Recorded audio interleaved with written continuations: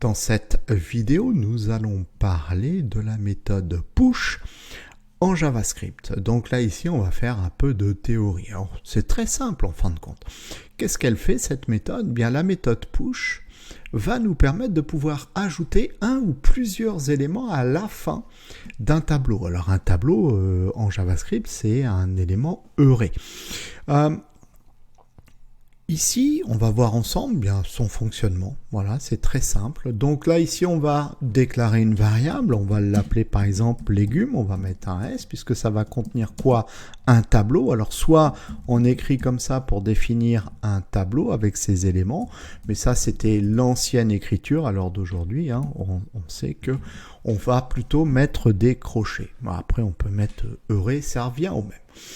Et ici, on va déclarer différents éléments à notre tableau. Alors, par exemple, je ne sais pas, on va dire radis. Donc, on va dire que notre variable légumes contient un élément radis, mais elle peut contenir aussi un élément concombre. Voilà, un deuxième élément dans le tableau. Et puis, soyons fous, on peut lui rajouter un troisième élément qui serait, par exemple, épinard. Bon, donc là, ici, voilà notre tableau. Alors, on pourrait dire que au cours de notre script, d'accord, on fait notre petit script JS et on dit, bah oui, dans notre script, on voudrait permettre à l'utilisateur, ou peu importe, de pouvoir ajouter un nouvel élément à notre tableau et à la fin du tableau. Alors, comment ça va se passer? Bien ici, on va récupérer la variable de notre tableau, donc à savoir légumes, et on va lui associer la méthode, on va la chaîner .push, donc notre méthode push, donc qui dit méthode dit paire de parenthèses, et à l'intérieur, on va lui envoyer une chaîne de caractères, donc on va mettre des cotes, alors simple ou double cote, ici j'utilise des simples cotes, et là on va lui envoyer un nouveau légume qu'on souhaiterait voir apparaître à la fin de notre tableau. Alors qu'est-ce qu'on va lui envoyer? On va lui envoyer par exemple courgette, voilà. Donc là ici, qu'est-ce qui se passe? Bien, si on veut vérifier bien ce que contient maintenant notre tableau légumes, ben, ce qu'on pourrait faire, c'est un console log. Donc on pourrait lui dire, tu nous fais un console.log du contenu de la variable légumes, donc en l'occurrence du tableau, voilà. Et qu'est-ce que serait censé afficher cette instruction dans la console?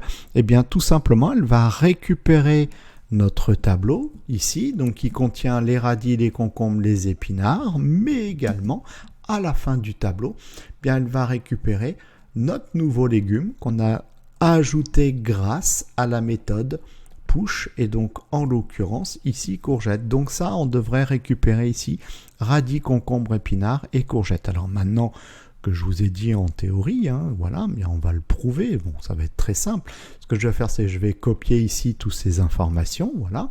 On va se créer ici une paire de balises de script. On s'en fiche, on est en théorie. Je vais faire CTRL-V, voilà. Et je vais demander donc à vérifier mon programme. Donc je fais CTRL-S. On va aller inspecter notre console. Et qu'est-ce qui se passe? Regardez, on se retrouve avec un tableau qui a 4 éléments. Donc on a bien les radis, donc la console log, on récupère le radis, le concombre, les épinards, ainsi que la courgette. Et comme je vous ai dit, bien ça permet d'ajouter un ou plusieurs éléments à la fin d'un tableau. Donc là, notre push, si on lui avait dit, bah, tu rajoutes des courgettes plus un autre légume, allez tiens, on va partir pour Toto, on s'en fiche, ça n'a pas d'importance. Qu'est-ce qui se passe quand je fais ma console log? Je récupère bien radis, concombre, épinards, c'est ce qui était défini à la base dans notre variable légumes, et ensuite viennent dans l'ordre où on les a déclarés. Dans notre méthode push, on a déclaré la courgette, puis Toto, et voilà, donc c'est bien inscrit comme ça dans notre nouveau tableau.